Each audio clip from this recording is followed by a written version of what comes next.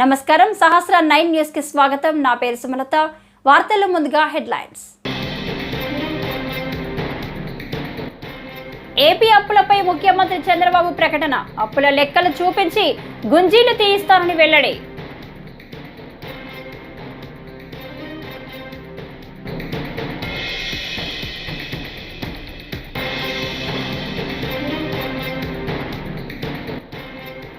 అధికారంలోకి రాగానే ఉద్యోగులకు అన్ని చేస్తామని మాట ఇచ్చిన చంద్రబాబు బడ్జెట్లో మొండి చేయి చూపారని ఎన్ చంద్రశేఖర్ రెడ్డి మండిపాటు.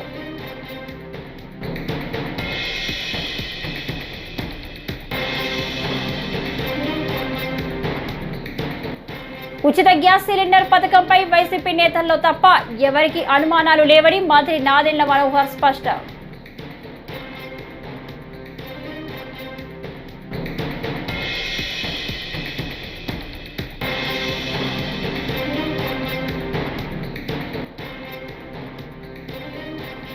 మేము అధికారంలోకి వచ్చాక రేవంత్ రెడ్డిని ఏం చేయాలో బాగా తెలుసు. కేటీఆర్ హెచ్చరిక.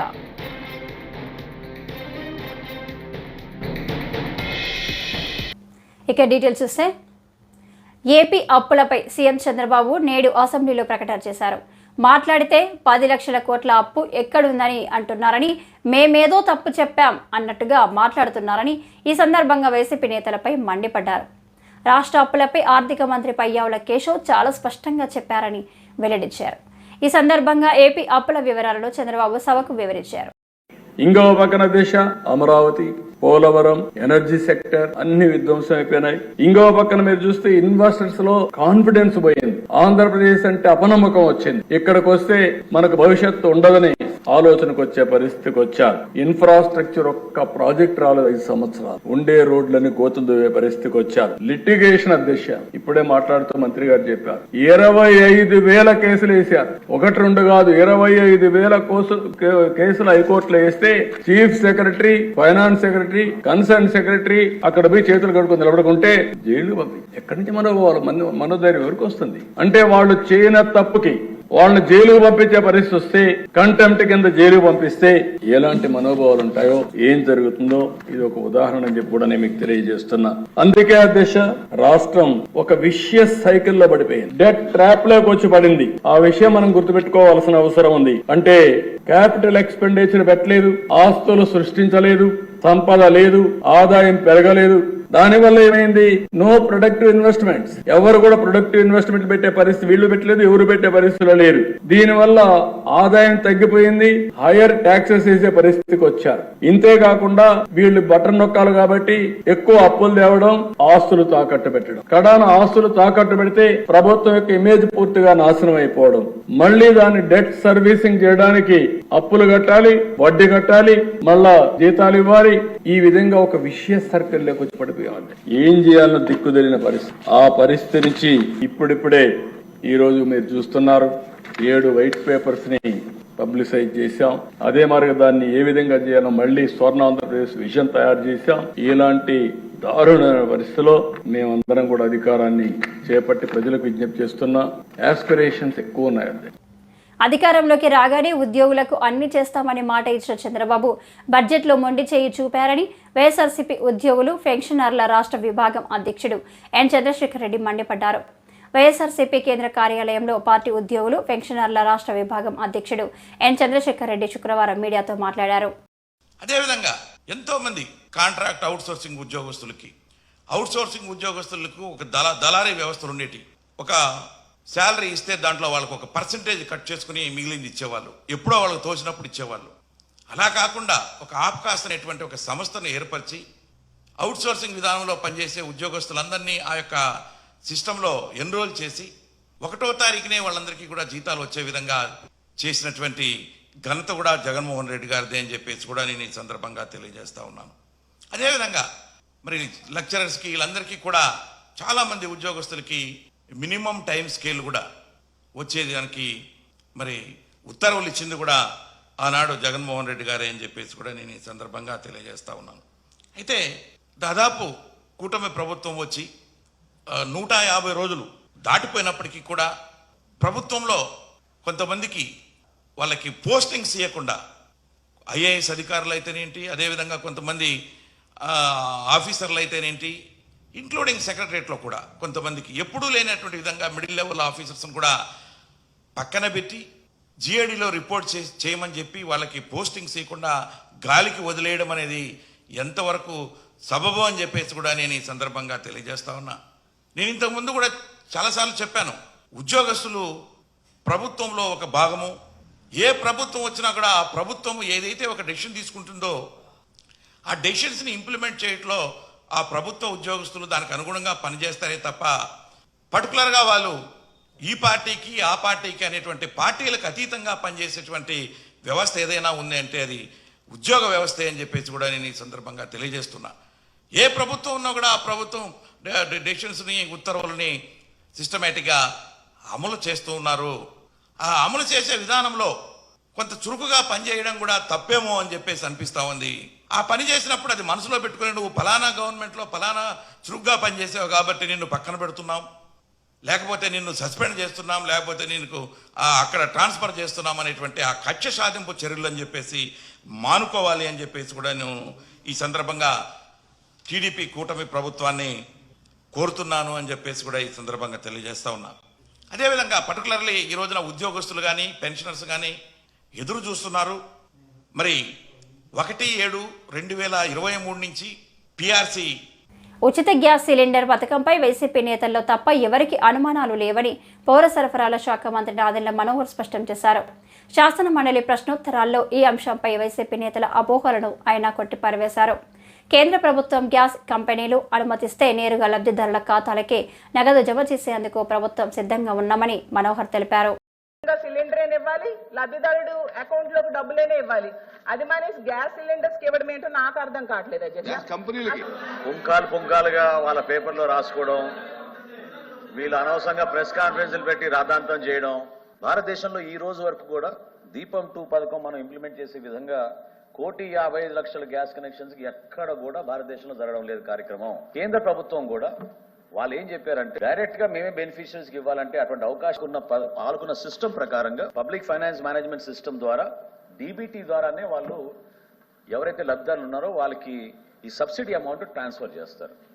సిలిండర్ డెలివరీ అయిన తర్వాతనే ఈ 25 రూపాయలు ఏదైతే కేంద్ర ప్రభుత్వం సబ్సిడీగా ఇస్తుందో దాని మేరకే వాళ్ళు డెలివరీ చేస్తారు. కాబట్టి ఈ ఒక్కసారికైనా కనీసం మనం ప్రయత్నం చేద్దామని మేము ఢిల్లీకి వెళ్ళి ప్రయత్నం చేశాం. అది కుదరలేదు. అయితే గౌరవ ముఖ్యమంత్రిగా చంద్రబాబు నాయుడు గారు చాలా దీని గురించి ఖచ్చితంగా రాబోయే రోజుల్లో మనం ఇచ్చిన మాట మేరకు లబ్ధిదారులకి ఖాతాలోనే డైరెక్ట్గా మనం జమ చేసే విధంగా మనం ప్రయత్నం చేద్దామని చెప్పడం జరిగింది. దాని విధంగా మేము ప్రణాళిక సిద్ధం చేసుకుంటున్నాం అధ్యక్ష. అదేవిధంగా గౌరవ సభ్యురాలు అడిగారు, ఈ మార్చి 31, 2025 వరకు రాష్ట్రంలో ఎవరైనా సరే బుక్ చేసుకోవచ్చు అధ్యక్ష. ఇది ఎందుకు ఈ వెసులుబాటు కల్పించామంటే గ్యాస్ కంపెనీస్ ఒకే రోజున 1,55,00,000 గ్యాస్ కనెక్షన్స్ ఇవ్వలేరు అధ్యక్ష, సిలిండర్స్ ఇవ్వలేరు. వాళ్ళు కూడా ఎంటీ గ్యాస్ సిలిండర్స్ కావాలి. మీరే ఆశ్చర్యపోతారు సంఖ్య చెప్తే. ఇప్పుడు 15 రోజులు అయింది ఈ పథకం మొదలుపెట్టి. ఇప్పుడు వరకు 35,77,566 బుకింగ్స్ అయినాయి అధ్యక్ష మన రాష్ట్రంలో. అందులో 25,64,951 డెలివరీస్ చేశాం అధ్యక్ష. 141,17,81,000 రూపాయలు అధ్యక్ష డైరెక్ట్ గా బెనిఫిషరీస్ కి మేము ట్రాన్స్ఫర్ చేశాం అధ్యక్ష. ఎవరికి అనుమానం లేదు, మీకు తప్ప. ప్రజలు అద్భుతంగా ఈ పథకాన్ని ఆశీర్వదించారు. మేము అధికారంలోకి వచ్చాక రేవంత్ రెడ్డిని ఏం చేయాలో తమకు తెలుసని బీఆర్ఎస్ వర్కింగ్ ప్రెసిడెంట్ కేటీఆర్ హెచ్చరించారు. ఈరోజు కొడంగల్ తిరగబడ్డది, రేపు తెలంగాణ తిరగబడుతుందని వ్యాఖ్యానించారు. ఎన్ని కేసులు పెట్టినా బీఆర్ఎస్ కార్యకర్తలు భయపడవద్దని ధైర్యం చెప్పారు. లగచర్ల ఘటనలో అరెస్టై సంగారెడ్డి జైల్లో ఉన్న వారితో ములాఖత్ అనంతరం ఆయన జైలు బయట మీడియాతో మాట్లాడారు. వాళ్ళ రేవంత్ రెడ్డి కాంగ్రెస్ పార్టీ ఒకటి గుర్తుపెట్టుకోవాలా, భూమి మీద ఎవడు శాశ్వతంగా ఇక్కడే ఉండడానికి రాలే. నీ పదవి కూడా 5 ఏళ్లే. అందులో మీ ఢిల్లీ వాళ్ళ కోపం వస్తే రేపో ఎల్లుండే తీసి పారేసినా కూడా దిక్కులేదు నీకు. నేను ఒకటే గుర్తు చేస్తున్నా, రేవంత్ రెడ్డి చక్రవర్తివి కాదు, నువ్వేమి రాజువు కాదు, నువ్వేమి పెద్ద నియంతవు కాదు. నీలాంటి వాళ్ళు చాలా మంది వచ్చిండ్రు, చాలా మంది వస్తారు ఇంకా భవిష్యత్తులో. ఒకటి మాత్రం పక్కా, పేదవాళ్లతోని ఎస్సీ ఎస్టీ బీసీలు చిన్న సన్నకారు రైతులు ఉన్న మొత్తం భూమిని నేను గుంజుకుంటా, ఏమన్నా చేస్తా. నేను కొడంగల్ మాత్రం మా అల్లునికి ఫార్మా కంపెనీ పెట్టిస్తా అంటే ఇది తెలంగాణ సమాజం మాత్రం తప్పకుండా తిరగబడుతుంది. ఇలా కొడంగల్ మరలబడ్డది, రేపు తెలంగాణ మొత్తం మరలబడుతుంది. నీకు బాగా ఉన్నది, ఏదో కుట్ర అని చెప్పాలి, ఏందో జరిగిందని చెప్పాలి, జైల్లో పెట్టాలి. మా పట్నం నరేందర్ రెడ్డిని కూడా జైల్లో పెట్టిండు. సరే, రాజకీయ నాయకులను మమ్మల్ని జైల్లో పెడితే పెట్టినావు, మేము చూసుకుంటాం. ఎందుకంటే నిన్ను ఏం చేయాలో రేపు మేము అధికారంలోకి వచ్చినాక మాకు కూడా తెలుసు. మేమేం వదిలిపెట్టాం. కానీ ఒకటి మాత్రం పక్కా, ఇవాళ ఈ 21 మందిని ఎవరినైతే నువ్వు జైల్లో పెట్టినావో వాళ్ళ కుటుంబాలు, వాళ్ళ ఉసురు నీకు, నీ పార్టీకి తప్పకుండా తాకుతుంది. ఏ పేద ప్రజల ఓట్లతోనైతే కొడంగల్లో గెలిచినవో, ఏ పేద ప్రజలకైతే 420 హామీలు ఇచ్చి 6 గ్యారంటీలు 100 రోజులని నమ్మబలికి అఫిడవిట్లలో సంతకం పెట్టి గెలిచినవో, ఇలా వాళ్ళ ఉసురు పోసుకుంటున్నావు చూడు, తప్పకుండా వాళ్ళ ఉసురు నీకు తాకుతుంది. నేను ఒకటే మాట చెప్తా ఉన్నా ఆ కుటుంబాలన్నిటికీ కూడా, మీకు మొత్తంగా బీఆర్ఎస్ అండగా ఉంటది. తప్పకుండా 21 కుటుంబాలను మిమ్మల్ని బయటికి తీసుకొచ్చేదాకా బెయిల్ మీద న్యాయ పోరాటం మేమే చేస్తాం. రాఘవేంద్ర యాదవ్ అనే తమ్ముడికి నేను చెప్పిన, తమ్ముడు నా ఉద్యోగం ఏమైతుంది అన్నా అని అడిగిండు. నీ ఉద్యోగం ఏం కాదు, రేవంత్ రెడ్డి మెడలు వంచైనా సరే నీ ఉద్యోగం అవసరమైతే సుప్రీంకోర్టు దాకా కొట్లాడతాం, నీ ఉద్యోగం పోనీయం తమ్ముడు అని చెప్పిన. అట్లాగే మిగతా తమ్ముళ్ళు కూడా ఎవరైతే భయపడుతున్నారో, ఇవాళ తిరుపతి రెడ్డి దౌర్జన్యాలకు, పోలీసు వాళ్ళ దురాగతాలకు భయపడుతున్నారో వాళ్ళకు కూడా నేను విజ్ఞప్తి చేస్తా ఉన్నా, మిమ్మల్ని ఇంతకంటే పీకేదేం లేదు. ఇప్పటికే కేసులు పెట్టిండ్రు, అటెంప్ట్ మర్డర్ కేసు పెట్టిండ్రు, ఇక జైలు అనేది తెచ్చి పెట్టిండ్రు. ఇంతకంటే మీకేం పీకేదేం లేదు. ఇంకా ఉరి శిక్ష వేసేదైతే లేదు. ఆడ జరిగిందా ఏదో దానికి మసిపూసి మారేడికాయ చేసి పెద్దగా చేసే ప్రయత్నం చేసి తన అసమర్థతను, తన చాతగాంతనాన్ని, తన చేవలేని తనాన్ని ఇవాళ రేవంత్ రెడ్డి కప్పిపుచ్చుకునే ప్రయత్నం చేస్తా ఉన్నాడు. ధైర్యంగా ఉండండి, ప్రజాస్వామ్యబద్ధంగా కొట్లాడదాం. 60-70 లక్షల ఎకరం విలువ చేసే భూమిని 10 లక్షలకి అడ్డికి పావుషేరు గుంజుకుంటానంటే తప్పకుండా మీకు అండగా మేముంటాం. న్యాయస్థానాల్లో కూడా మీకు అండగా మేము నిలబడతాం. ఏపీ శాసనసభ ఉపసభాపతిగా సభ గౌరవాన్ని కాపాడతానని రఘురామకృష్ణరాజు స్పష్టం చేశారు. ప్రజలు ఇవ్వని ప్రతిపక్ష హోదా కోసం జగన్ మారం చేయకుండా అసెంబ్లీకి రావాలని రఘురామ హితవు పలికారు. శాసనసభ డిప్యూటీ స్పీకర్గా బాధ్యతలు స్వీకరించిన అనంతరం ఆయన మాట్లాడారు. గతంలో సభలో అమర్యాదగా మాట్లాడిన వారందరినీ ప్రజలు ఓడించారని గుర్తు చేశారు. జగన్కు ప్రజలు ప్రతిపక్ష హోదా ఇవ్వకపోతే చంద్రబాబును నిందించి ప్రయోజనమేంటని రఘురామ ప్రశ్నించారు. సభకి నమస్కారం. ఈరోజు ఈ సభలో నేను ఇలా కూర్చోగలిగి మాట్లాడటానికి ముఖ్య కారకులైన గౌరవనీయులైన ముఖ్యమంత్రి వర్యులు నారా చంద్రబాబు నాయుడు గారికి, జనసేనాని పవన్ కళ్యాణ్ గారికి, మా రాజుగారు కోప్పడతారు, మనస్ఫూర్తిగా మీరు చెప్పకపోయినా చెప్పేవాడిని, ప్రధాని నరేంద్ర మోడీ గారికి, భారతీయ జనతా పార్టీకి, అలాగే నాకెంతో సహకరించిన శాసనసభ్యులకు, ఎంత చేసినా మోడెస్ట్గా ఏవీ తెలియనట్టుండే ఇందాక చెప్పిన నా యువ నాయకుడు నారా లోకేష్ గారికి, అందరికీ నా హృదయపూర్వక నమస్కారాలు. మరి గొప్ప సంస్కరణలు చేపట్టి ప్రజామోదంతో, సభ్యుల ఆమోదంతో మరి ప్రజల జీవితాల్లో వెలుగు నింపింది ఈ సభ. ఆ పరంపరని కొనసాగిస్తూ ఆ బావుటాన్ని నిరంతరం వెలిగిస్తున్న మహానుభావులు చంద్రబాబు నాయుడు గారు సంక్షేమానికి కూడా ఎన్నో చట్టాలు ఇక్కడికి తీసుకొచ్చి మనం ముందుకెళ్తున్నాం. మరి అటువంటి మహానుభావులు ఎందరో మరి మాట్లాడిన ఈ అసెంబ్లీలో మరి గత 5 సంవత్సరాల్లో భాష మారిపోయింది. అతి దారుణంగా శాసనసభలో ఒక వ్యక్తులు ఇలాగ మాట్లాడతారా అని ఎంతో జుగుప్స కలిగించే విధంగా మాట్లాడారు. 99% జుగుప్సాకరంగా మాట్లాడిన వారందరినీ అతి ఎక్కువ ఓట్ల తేడాతో, వేలాది వేల ఓట్ల తేడాతో ప్రజలు ఓడించారు. That is democracy. ఇది అర్థం చేసుకోలేక చిన్నపిల్లడు చందమామ కోసం మారం చేసినట్టు ప్రజలు ఇవ్వలేదు. దానికి చంద్రబాబు నాయుడు గారు కానీ, లోకేష్ గారు కానీ ఎవరైనా ఏం చేయగలరు? ప్రజలు వారికి ప్రతిపక్ష హోదా ఇవ్వలేదు. మరి చట్టాలో లేని దాని గురించి మారం చేయటం అనేది ప్రతిపక్ష పార్టీకి భావ్యం కాదు. ఈ చందమామ మారాలు మానేసి ఇందాక మా అచ్చెన్నాయుడు గారు కోరుకున్నట్టు ఒక్కరోజు కాదు ఎక్కువ రోజులు ఇక్కడికి రావాలని మనస్ఫూర్తిగా కోరుకుంటున్నాను. నాకు మైక్ ఇవ్వట్లేదు అంటే ఒకసారి వచ్చి చూస్తే కదా తెలిసి మైక్ ఇస్తున్నారో లేదో. రాకుండానే నాకు మైక్ ఇవ్వట్లేదు అంటే డెఫినెట్గా 11 మంది సభ్యులు ఉన్నారు కాబట్టి వారికి ఉన్న సమయం డెఫినెట్గా. తిరుమల శ్రీవారిని సినీ నటుడు విశ్వక్ సేన్ దర్శించుకున్నారు.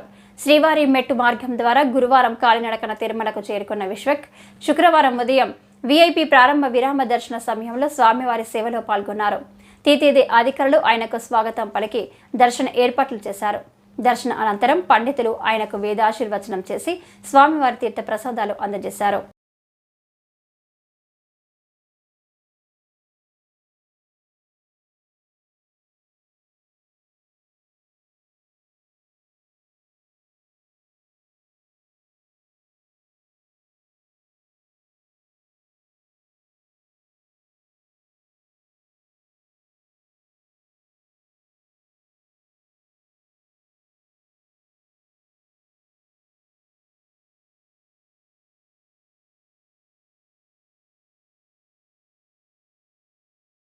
ఈ సంవత్సరంలో మూడోసారి మూడో రిలీజ్. సో స్వామివారి సెంటిమెంట్ తను నిన్న శ్రీవారి మెట్లు ఎక్కి వచ్చిండే. సో చాలా అద్భుతమైన దర్శనం అయింది. స్వామివారిని గెలిచినప్పుడల్లా కోరికలు అడగడం మర్చిపోతుంటా. సో 22nd రిలీజ్ స్వామివారి బ్లెస్సింగ్స్ కోసం వచ్చిండే. చాలా ప్రశాంతంగా ఉండిపోండి. Thank you. వస్తుంది చెప్తా, నీకే ఫస్ట్ చెప్తా. అది కూడా చెప్తా, తెలంగాణ ఫస్ట్ చెప్తా. అయితే సినీ నటుడు ఎన్టీఆర్పై తమ అభిమానాన్ని వినూత్నంగా చాటుకున్నారు కొందరు యువకులు. కుప్పం నుంచి హైదరాబాద్ వరకు నడుచుకుంటూ ఎన్టీఆర్ నివాసానికి వచ్చారు. నందమూరి తారక రామారావుతో ఎన్టీఆర్ చిన్నతనంలో కలిసి దిగిన చిత్రపటాన్ని ఆయనకు బహూకరించారు. తన వద్దకు వచ్చిన అభిమానులను ఎన్టీఆర్ ఆప్యాయంగా పలకరించి వారితో ఫోటోలు దిగారు.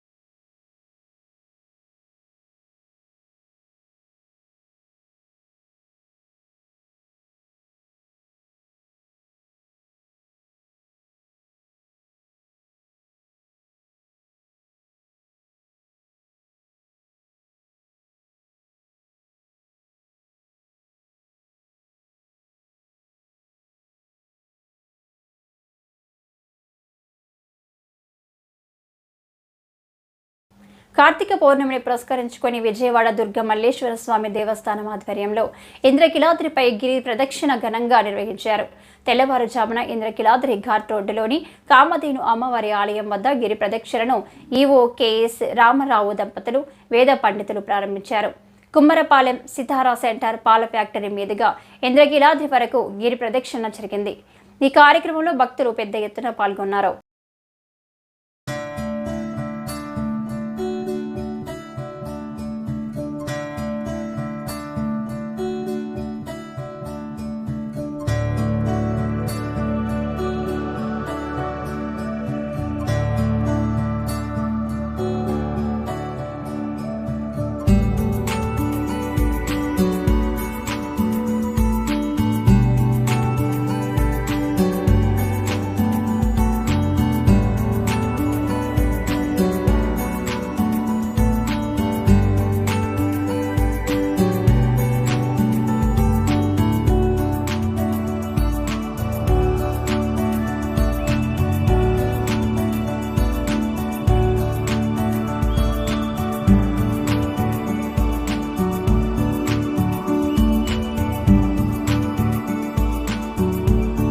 కార్తీక మాస సందర్భంగా ఈరోజు గిరి ప్రదక్షిణ విశేష ప్రాధాన్యతను సంతరించుకుంది.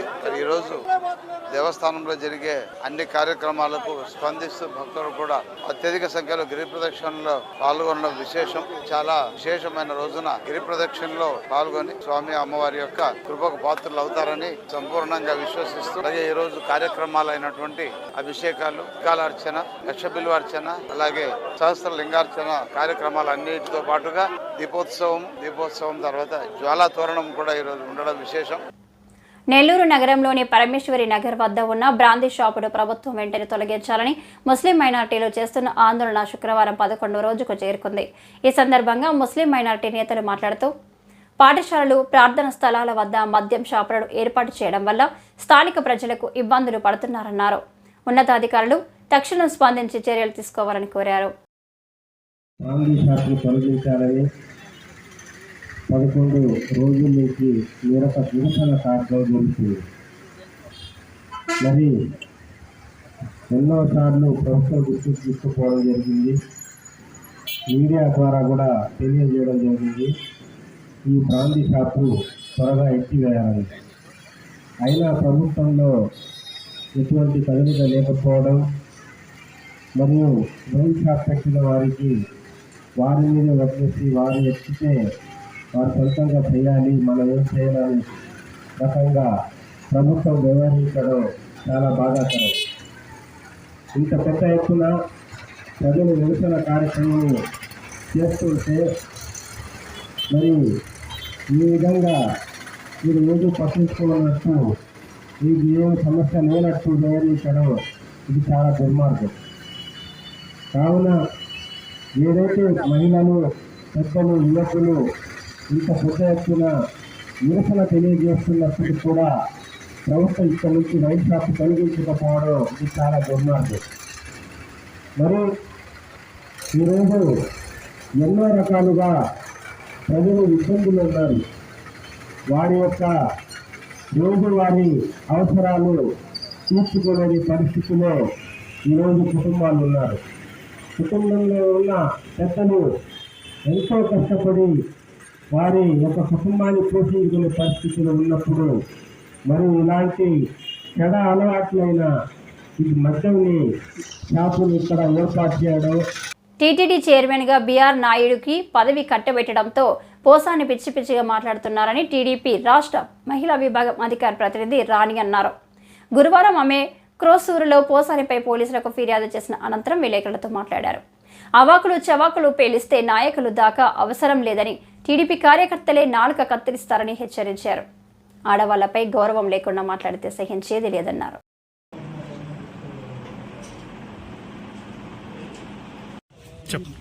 అందరికీ నమస్కారం.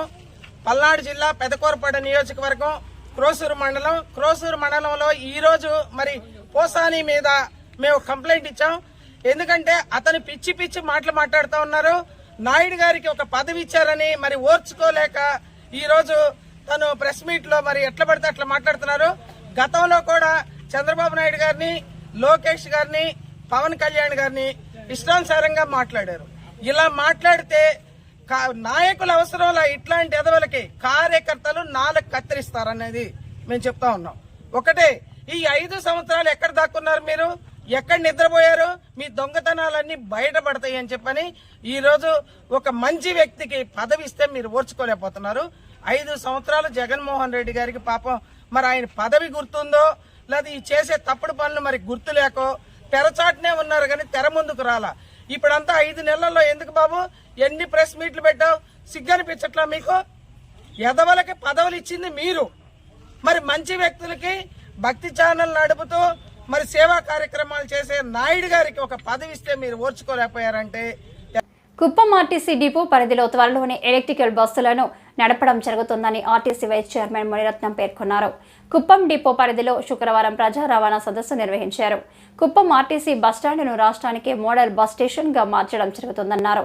పాత బస్సులను పైలట్ ప్రాజెక్టు కింద ఈ బస్సులుగా మార్చేందుకు చర్యలు తీసుకుంటామన్నారు. కుప్పాన్ని అన్ని రంగాల్లో అభివృద్ధి చేయాలనే భాగంగా ఈ రవాణా సంబంధించినటువంటి విషయాల గురించి చాలా ఆలోచనలో ఉన్నారు. ముఖ్యంగా కుప్పం ఒక మారుమూల ప్రాంతం.